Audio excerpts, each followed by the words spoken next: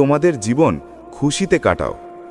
সলিম তৎক্ষণাৎ বলল, আব্বু, আমি আমার জমিতে বড় ফসল ফলাবো এবং খুব বেশি টাকা উপার্জন করব। আমি শহরে একটা বড় বাড়ি বানাবো এবং ধনী লোকদের মতো জীবনযাপন করব। তার চোখে লোভের চকচকানি ছিল। বিলাল ধীরে স্বরে বলল, আব্বু, আমিও তোমার মতো পরিশ্রম করব এবং যা আল্লাহ দেবেন তাতেই শকর করব।